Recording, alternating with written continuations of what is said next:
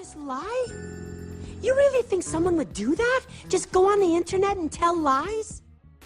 Recently, there was a little tiny bit of a media kerfuffle involving the spread of a lot of misinformation that devolved into a public shitstorm of global proportions. You know, how cool is it that you could be watching this video at pretty much any point in time and that statement would most likely still be relevant?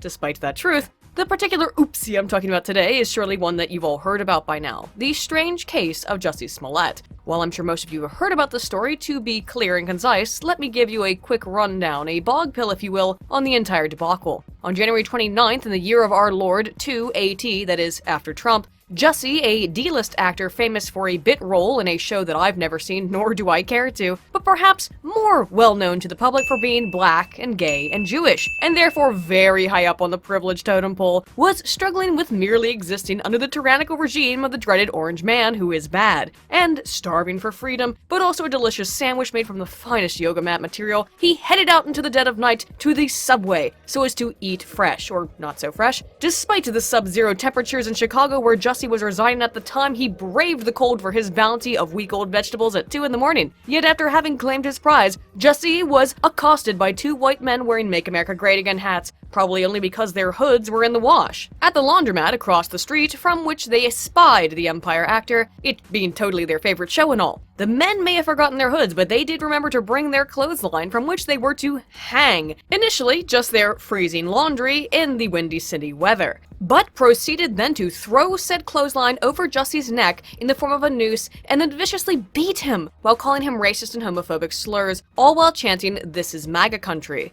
In the words of Kamala Harris, it was a modern-day lynching. Understandably, the media and people on all sides of the political spectrum were flabbergasted that such a thing could happen in the current year. But then again, it is current year now, isn't it? This is Trump's America, and with racial contentions and discontent at an all-time high, these things just happen, right? Everyone on the internet, from both public to private figures, exploded with outpourings of sympathy for Jussie, and a burning desire to find his attackers.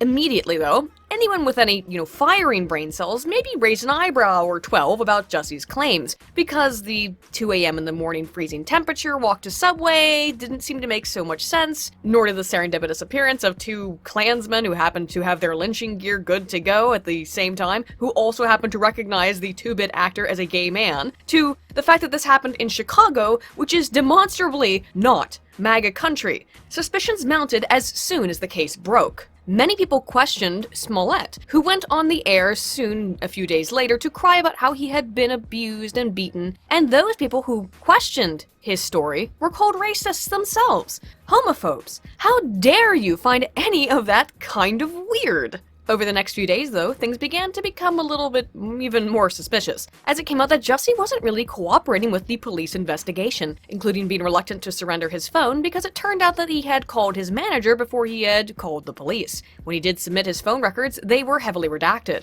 While the investigation was ongoing, Smollett continued to make rounds in tearful media appearances, and the fervor to find the masked MAGA maniacs remained stoked in the public sphere. We are calling on the media and our elected representatives to condemn the hideousness of racism, of homophobia, and the monstrosity of MAGA. We have a media that's saying it's a debate whether or not what just happened to Jussie Smollett is a hate crime. It's absurd. Are you sure about that? It isn't a debate. Let's, I was talking to a friend, and I said, I just want them to find them. And she said, sweetie, they're not gonna find them. Or it did, until February 16th, when 2 Nigerian brothers, Ola and Abel Osundario, were questioned by the Chicago police and confessed to having been paid by the actor to attack him. Even after this revelation, interestingly, media figureheads continued to try and find some way to defend Jussie, suggesting the brothers were lying even as more information continued to pour out about their relationship with Smollett, including having played roles on Empire and going to the same gym as him. And as the evidence became insurmountable, well, then came the great Twitter exodus, with many of his once ardent supporters, such as Nancy Pelosi, deleting their tweets in support of Jussie, but with the majority of the butt-blasted left resigning to the narrative that, well, yeah, it was fake, but hate crimes happen every day, so who cares if this particular one was falsified? You know who does care, internet? Jussie Smollett, because he's gonna go to jail.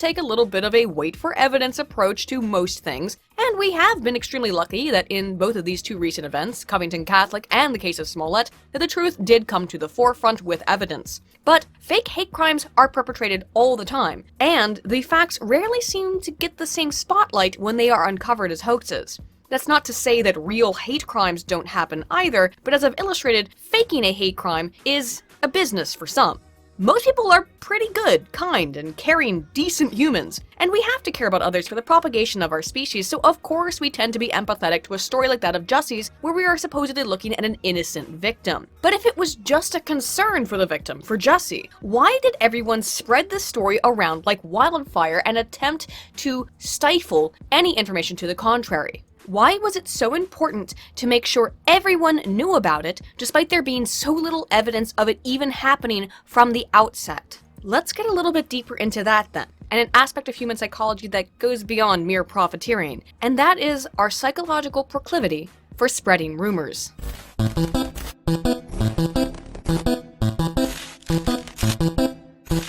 We've all heard rumors, and probably almost all of us have spread one at one point or another. But why do we tend to do this? Today I'm going to try and provide some potential explanations and answers to answer just that question, because if you're like me, you have to be wondering how these same people could fall for the same crap within mere days of playing through the same song and dance of invented persecution.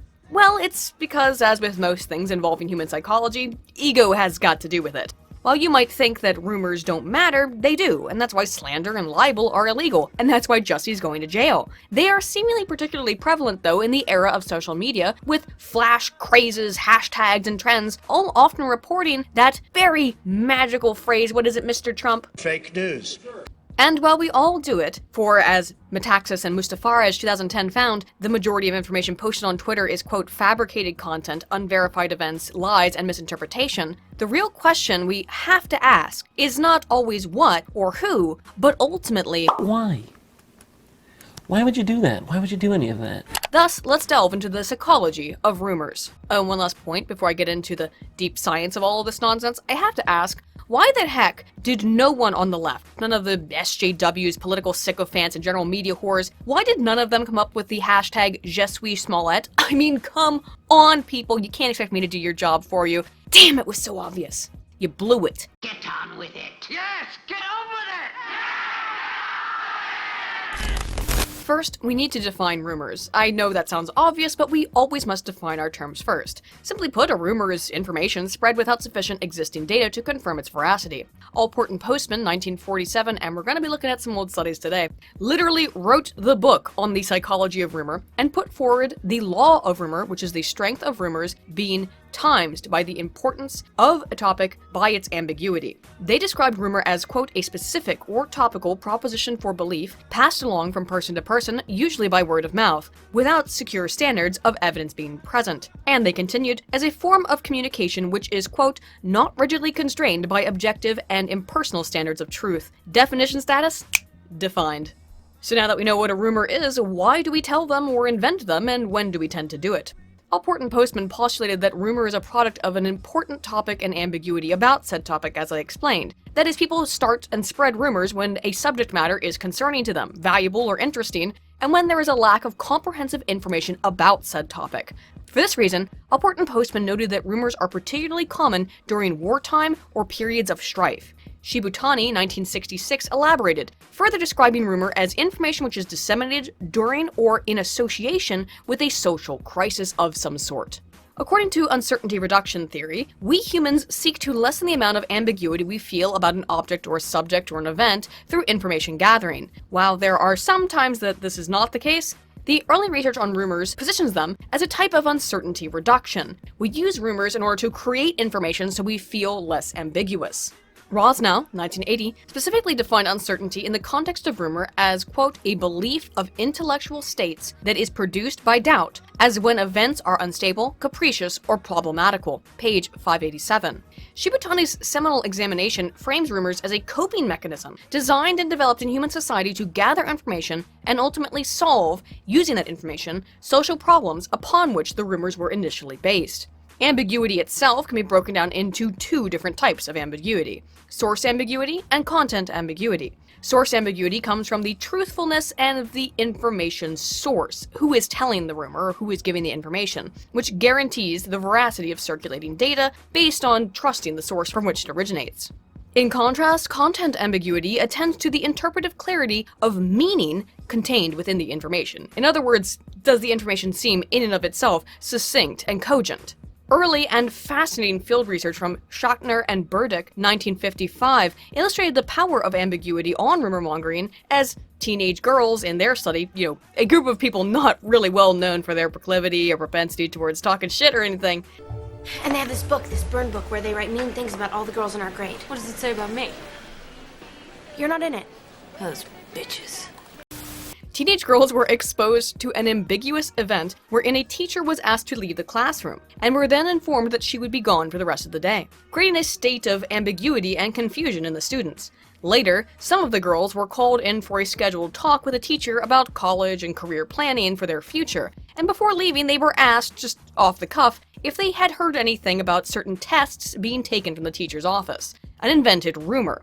The girls who had experienced the confusing event of the teacher leaving were considerably more likely to have shared the rumor about the stolen tests, indicating how we use information dissemination in order to help alleviate or cope with any kind of degree of stress or uncertainty about our current situations.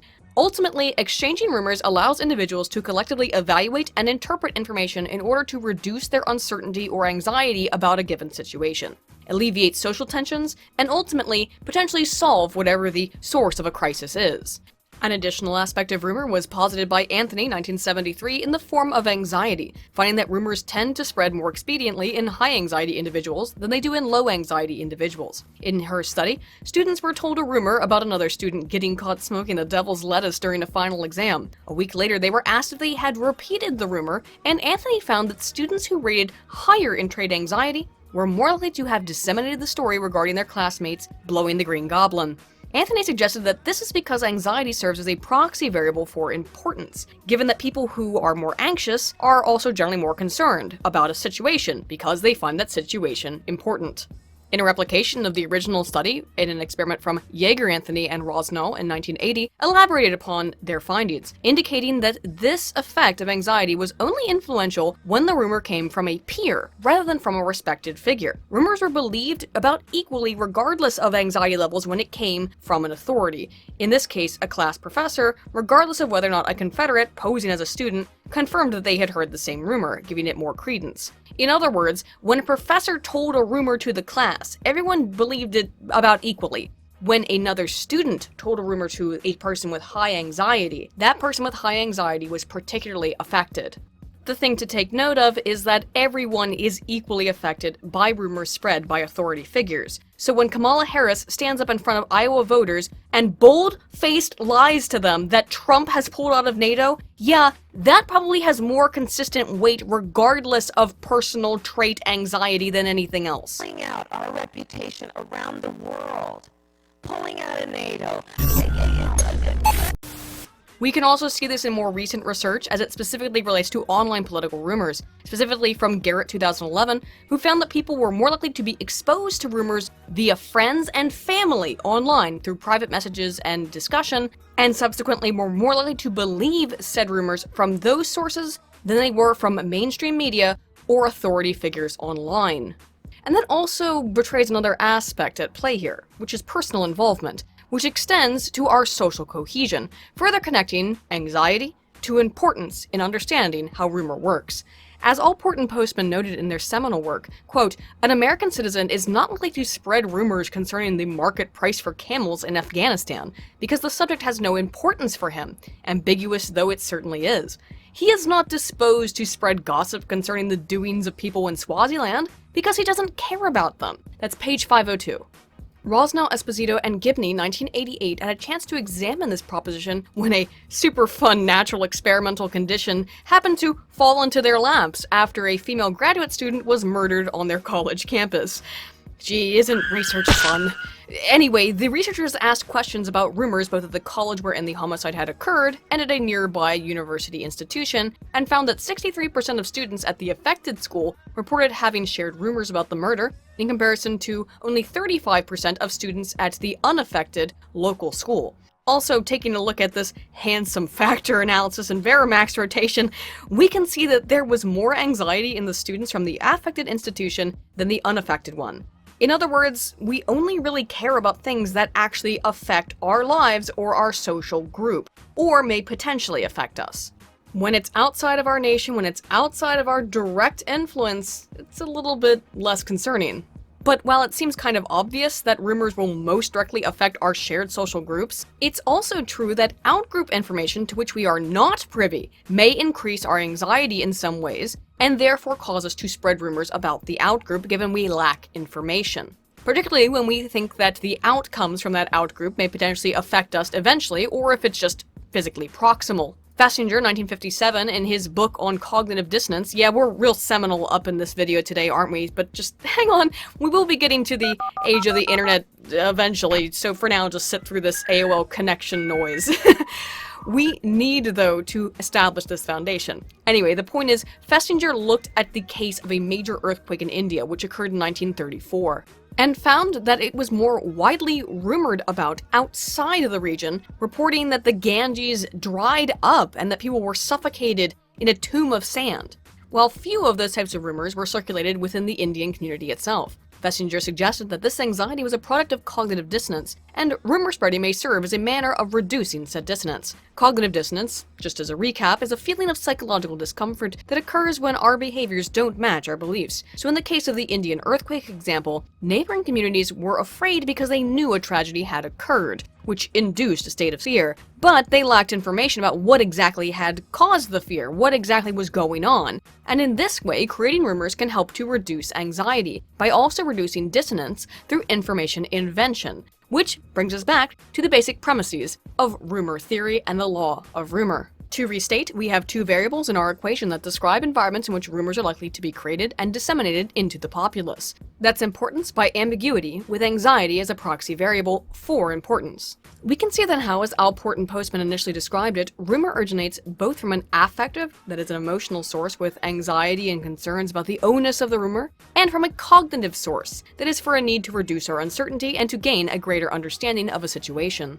In other words, both the head and the heart are at play in this game. So in summation of the basic tenets, rumor is typified by these three tendencies of importance, anxiety, and ambiguity, which are, as Rosnow and Fine 1976 maintain, typify disasters. So wars and disasters are the things that get the rumor mill a-rolling, as they are prone to induce information ambiguity and incite anxieties about an event. We've obviously come a very long way from those initial 1940s publications on rumor, and while human nature isn't prone to significant change over time, our interactions with media have altered quite a bit over the last couple of decades.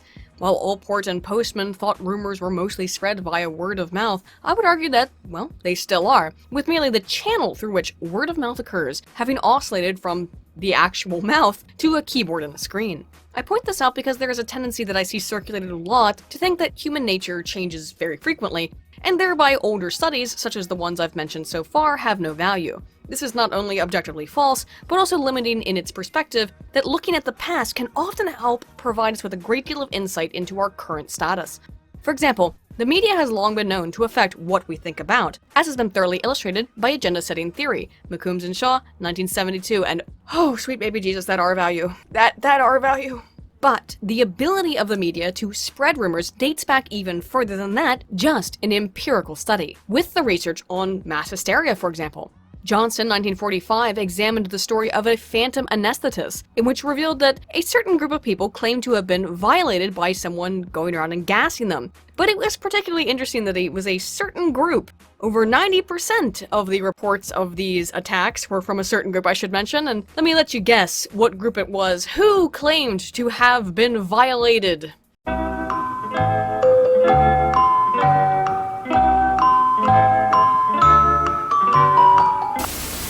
Oh, that's right, women, 90% of which started reporting a chemical gas attack shortly after one woman reported such a gas attack to the Mattoon, Illinois local paper.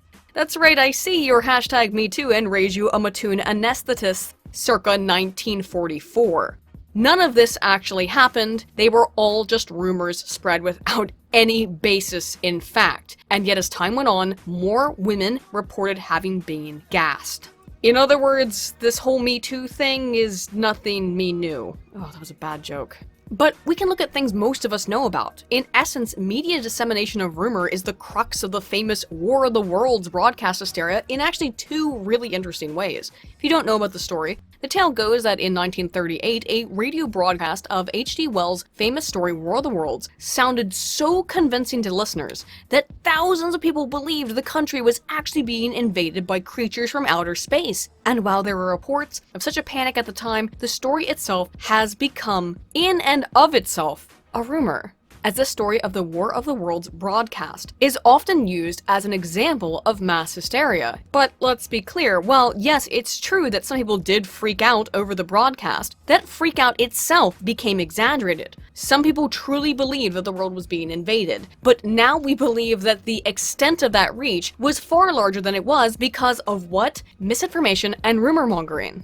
Again, to this day, this is brought up of an example of mass hysteria, so it seems like rumors can last for a heck of a long time. Hall 1965, for example, traced a single rumor about the Korean War-era US government writing a 26,000-word document intended to set the price of cabbage for 20 years past its initial inception. Security! My cabbages! The joke or the rumor went that the US government wrote this very long document about the price of cabbage, and it was thousands and thousands of words longer than, let's say, the Gettysburg Address. Hall continued to trace this rumor well into the 1970s, so we can see not just the potential power of rumors to affect the public and their perception seriously, but to do so for a very long period of time. Not months, not years, but half a millennia or more.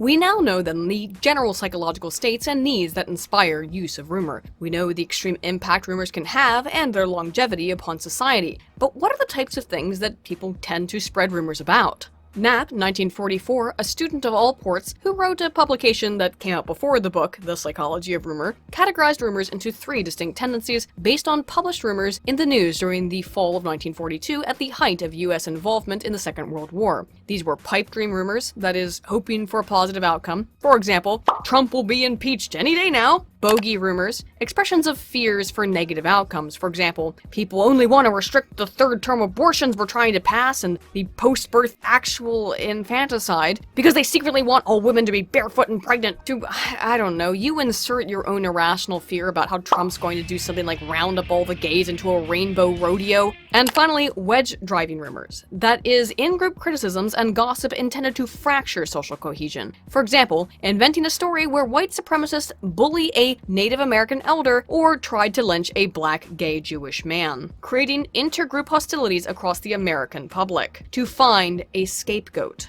In his analysis, Knapp found that the rumors with negative emotional valence were far more common than the wishful thinking ones, indicating that bad news travels faster. Like later researchers, even at the time, Knapp recognized the importance of anxiety in rumor-mongering, which is why we tend to focus on bad news and gossip over positive make-believe because, as we've seen, rumors are more important to us when something about that story causes anxiety. If it doesn't cause us to be upset, we're probably not going to spread rumors about it. Thus, rumors are an indicator, as Knapp describes, of group morale, as groups with high morale and low anxiety are less perturbed, while groups with low morale and high anxiety are more prone to rumor-mongering.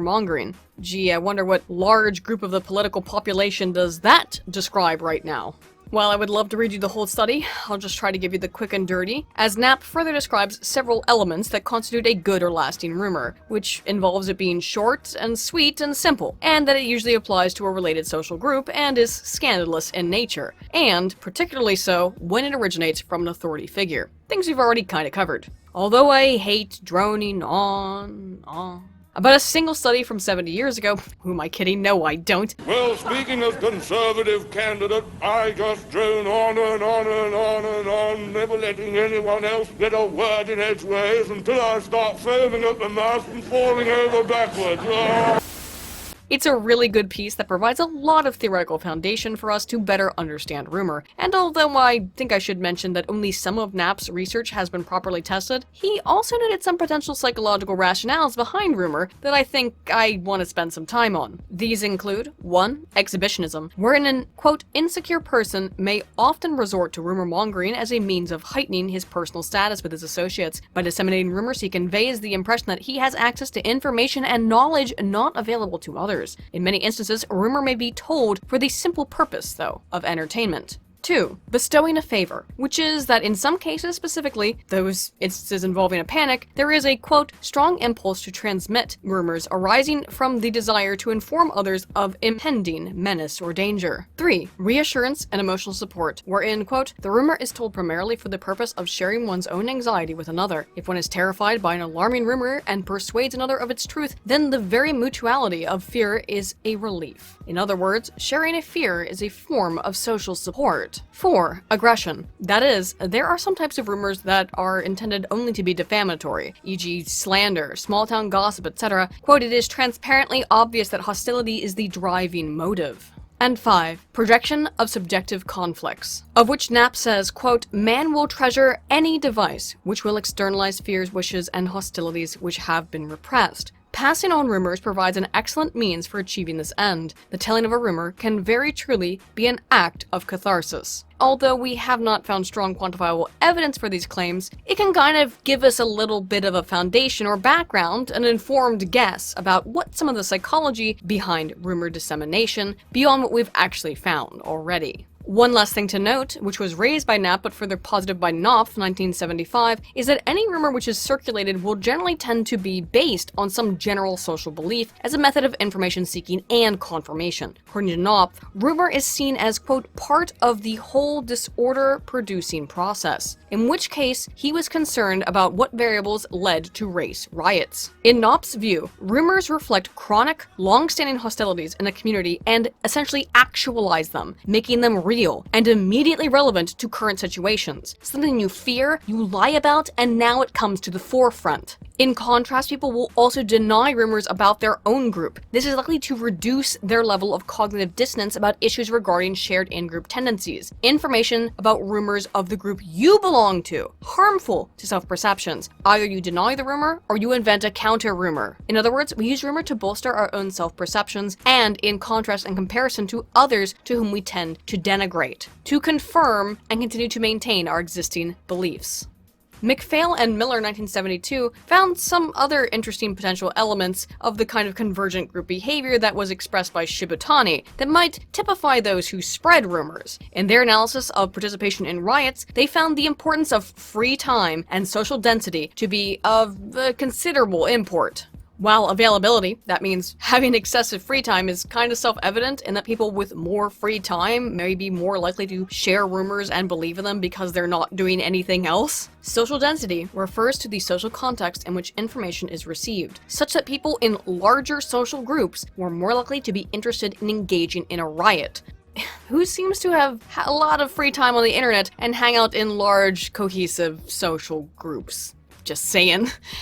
But I mentioned earlier the importance of authority. Do people really listen to authorities in today's day and age? Did they ever? At least when their anxieties increased, I'm not sure. Let's look into it. It seems not necessarily so, but there's a couple of different factors involved there. For example, in 1989, a scientific publication indicated a 50% chance that a serious seismic event would occur in the following year in the New Madrid fault line region of the United States near Memphis, Tennessee. Aguirre and Tierney, 2001, examined the dissemination of this information across the area's populace, and while they found belief overwhelmingly did not come from rumor sources alone, as 394 out of 494 participants, that is 80% of respondents, did not use informal rumor sources of information, such as stories from friends, neighbors, relatives, coworkers. 50% of the local population used neither formal nor informal sources to inform their opinions about whether or not they were about to experience an earthquake, but instead they either seemingly spontaneously invented their own information information or totally ignored the existence of it altogether. This indicates that in times of anxiety, we may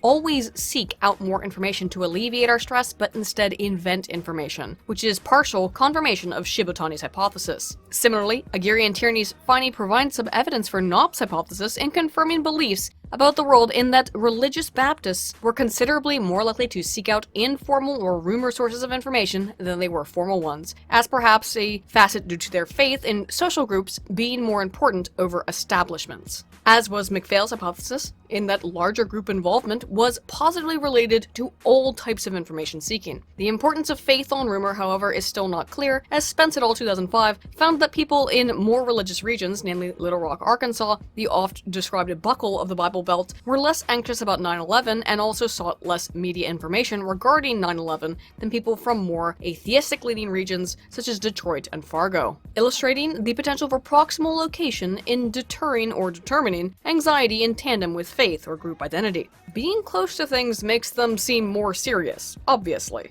It's important to note, though, that not all rumors are false. Of course, some will inevitably be true, or at least close enough to truth, statistically speaking. For example, Kaplow, 1947, in an assessment of rumors in the Navy during World War II, found almost all spread rumors ended up being accurate over the 2-year period of assessment, with individuals known to have spread misinformation being distrusted in further communication with their fellow servicemen. This indicates that when the accuracy of information is necessary for success or survival, rumors probably tend to be a little bit more accurate. Further evidence of this, such as that from DeFonzio and Bordia 2000, illustrates how people in a position wherein their job or livelihood may be at risk are unlikely to spread rumors in the workplace about things unrelated to their occupation or job security. That's really the only things they're going to talk about. And generally speaking, they're only going to be spreading information that they have reasonable belief to find realistic. And at one point, that trend seemingly extended to the news media, with Lasource in 2003, in his examination of false news stories published regarding the 9/11 attacks, finding only 4 major publications running stories of ongoing rumors being spread socially or online at the time. This is in line with Spence et al. 2005, who found people to be most distrustful of online sources during and shortly after the 9/11 crisis. But is that still the case with the advent of the internet in the common use that it is today, in the world of social media networking?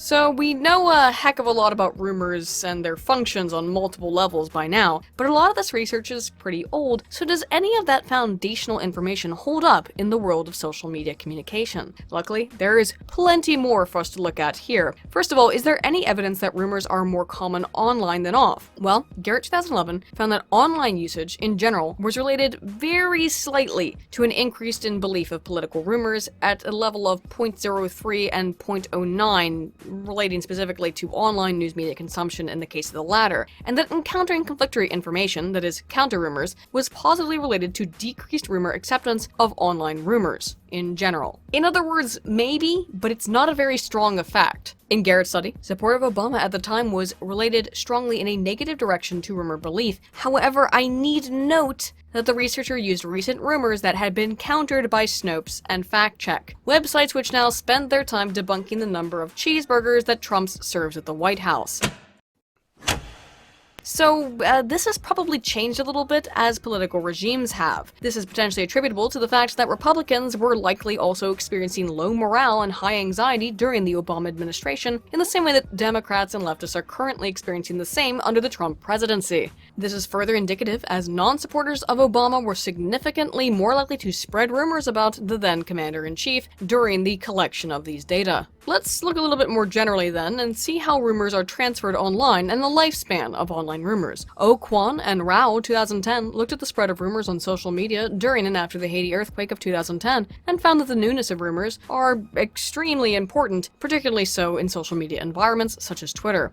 During the earthquake came the highest number of emotional and anxious tweets relating to the importance and information-seeking factors we've already covered. However, as time passed, the emotional outpouring, the anxiety-laden tweets, and the calls to action all decreased, while information authentication increased. In other words, as time went on, people were less concerned and anxious, and instead sought out legitimate information. But that does seem to happen a lot, right? React first, confirm later. In the same line of research, O. Argawal and Rao 2013 analyzed rumors spread on Twitter in comparison to the message's use of various other factors related to information ambiguity and emotional anxiety during various controversies and crises on social media, including the 2008 Mumbai terrorist attack, the Toyota recall of 2010, and the Seattle cafe shooting of 2012. The researchers confirmed that source ambiguity and the origin of its information, along with personal involvement in each event, was significantly related to propensity to spread rumors on Twitter, and while anxiety was related, it failed to reach statistical significance above a 95% confidence interval in the case of the Toyota recall, which may indicate actually that rumors are spread online less when they are related to anxiety than they would be offline, with ambiguity of information being more important and self-interest being more important than anxiety itself when it comes to spreading online misinformation. What that potentially means is that anxiety is less important online than personal experiences or involvement or social group affiliation. Liu, Burton, Jones, and Zhu 2014 conducted an extension of the aforementioned O studies on spreading rumors via reception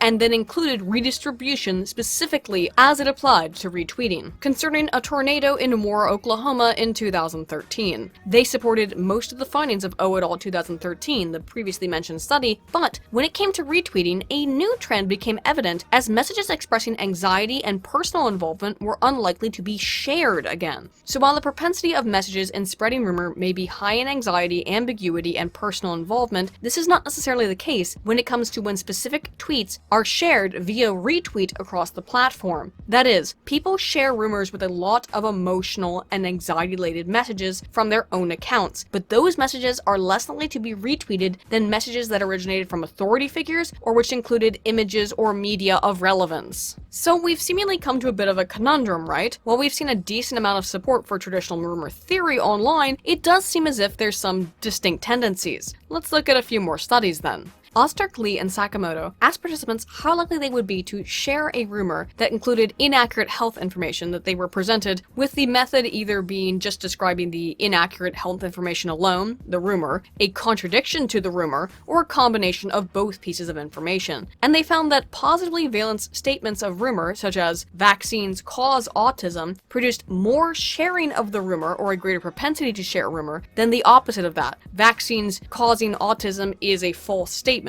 People shared the positive over the negative. People who were exposed to both the rumor and its refutation, or the rumor with more information provided, were the least likely to share it. Interestingly though, people with more followers tended to share more rumors and counter rumors as well, and given what we saw from Liu, as I mentioned above, it is the people with more followers whose messages will be more commonly retweeted. That means that those of us who have more followers will tend to share messages more readily, and more people will believe our messages, making us stronger nodes in a systemic network for the dissemination specifically of rumor or counter-rumors. But as we've seen, there can be some traits such as anxiety that affect whether or not people believe in rumors. Does this affect or translate in any way to online social media use? Well, potentially, yes it does. Lee and Choi, 2018, found that greater rumor credibility was related to people seeking out information to confirm the veracity of rumors they already believed in. In this case, studying the Middle East respiratory syndrome in South Korea social media outlets. And they found that this relationship was moderated by dependency on social networks for information exclusively. What that means is, people who are heavy users of social media for the purpose of gathering information are more likely to attempt to find additional information that confirms rather than disconfirms the rumors that they've heard. And as such, heavy users are potentially more prone to believing rumors they see online than those who use social media as an information outlet sparingly. Given the potential devastating effects of all of these findings, is there some way to mitigate them? Well, quite a few people have used mathematical modeling to determine methods of stifling rumor online and in social networks. Ma Li and Chan, 2016, proposed 3 types of social groups in social networks associated with the spread of rumors, these being the ignorant, the spreaders, and the stiflers. Using a network analysis, they found that increasing the negative factor or decreasing the positive factors can suppress the rumor spreading effectively. In other words, negative messages or increasing positive messages from stiflers may prevent rumors from being spread. Further, Tripathi, Bagchi, and Mehta 2013 similarly used a network analysis to try and determine how rumors spread and potentially how to stop them. They found that counter-rumors were most effective in slowing the spread of information when they were spread by individuals within a network of friends, rather than by authority figures or thought leaders. This runs quite counter to all of the research about authority we've seen thus far, but not entirely, as we have seen the power of peer effects. This might make sense in a global communication network where my leaders are not necessarily your leaders, so our authority figures are fundamentally distinct. This trend is further illustrated in Metaxas and Mustafaraj 2010, who illustrated how liberals and conservatives exist in mutually exclusive atmospheres online, although it is worth noting that conservatives are far more likely to respond to any message from senders, regardless of their political leaning, and were slightly more likely to retweet liberal messages than their left-leaning counterparts who did almost never. What this means is that our social circles online are often relatively isolated despite our many more connections we have today than utilizing traditional media or communication methods. We have a greater ability to communicate, but we just don't. And thereby, our authority figures disseminating either rumors or counter-rumors are likely to only be effective at influencing those who already believe in them. It's actually our friends, people that we trust on a more personal level, that we would tend to believe with a counter-rumor over the rumor that we've been told. Aiden, get to the freaking point already and summarize all of this and why it matters.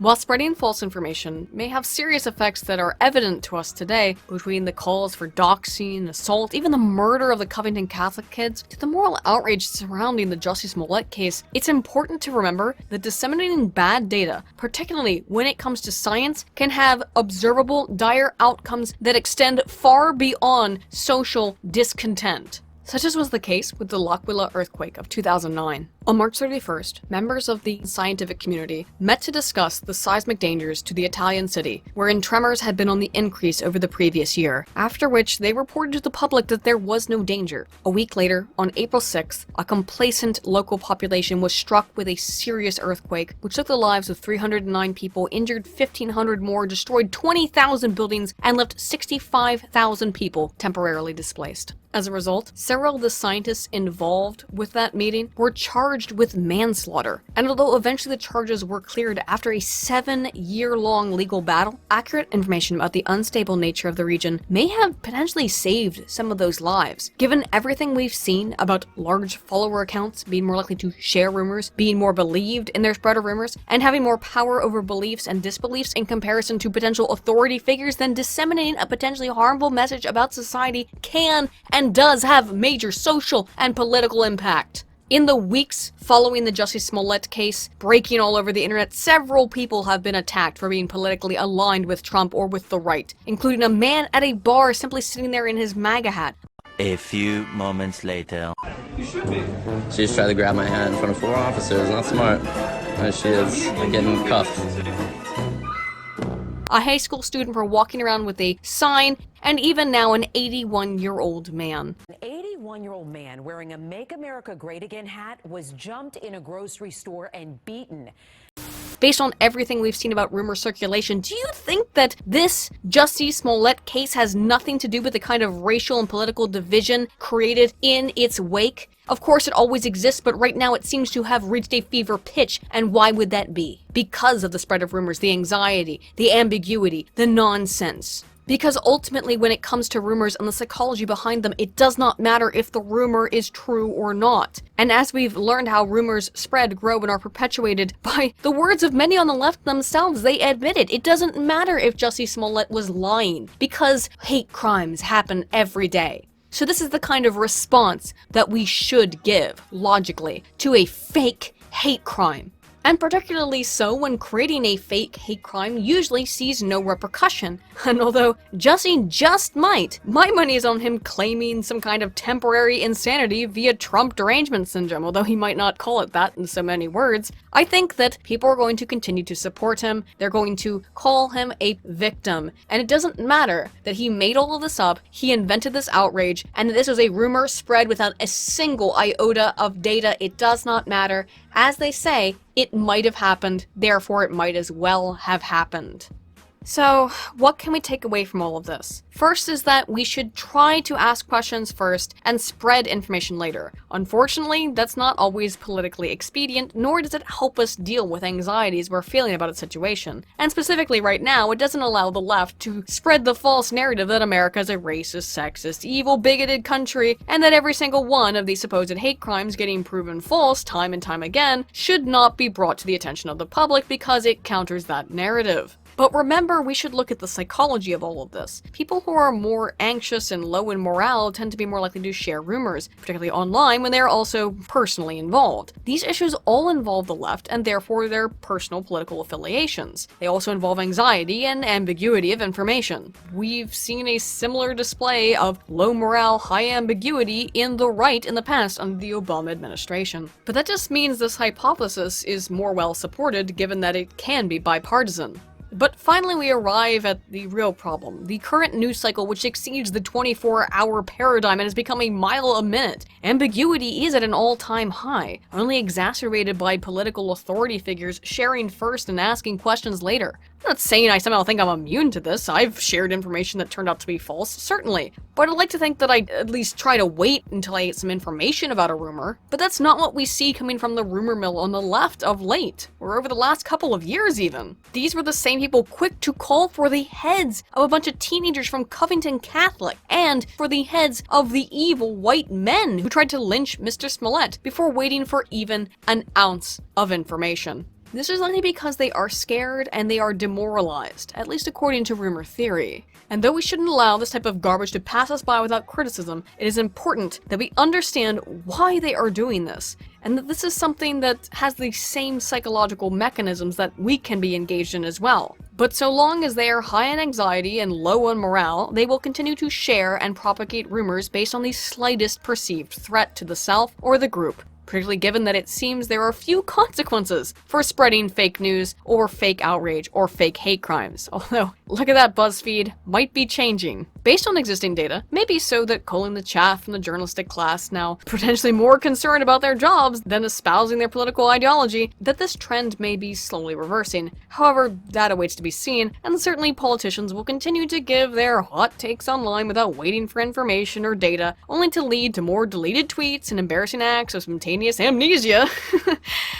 But I have spent all of this time explaining all of this, so that you, my friends, can understand kind of why this is happening. It's not insanity, it's not craziness, it's actually a natural process of human psychology when one is in a position of low morale and high anxiety, compounded by the inherently highly ambiguous nature of information that is the internet news cycle and personal involvement. But what do you guys think? Do you think I've provided some decent answers? Do you think that these people on the left will ever learn, or that this is actually just a normal change in the tides of political power as it oscillates left to right? Let me know what you think in the comments below. And if you've enjoyed this video, please be sure to like and subscribe and potentially consider becoming a patron if you really enjoyed it. Thank you guys, you really make this possible. I have generally not done a lot of shilling, but I really have to say thank you. Again, I hope you've had a good time, and I hope we've all learned something. I'm Aiden Paladin, Altana Volt.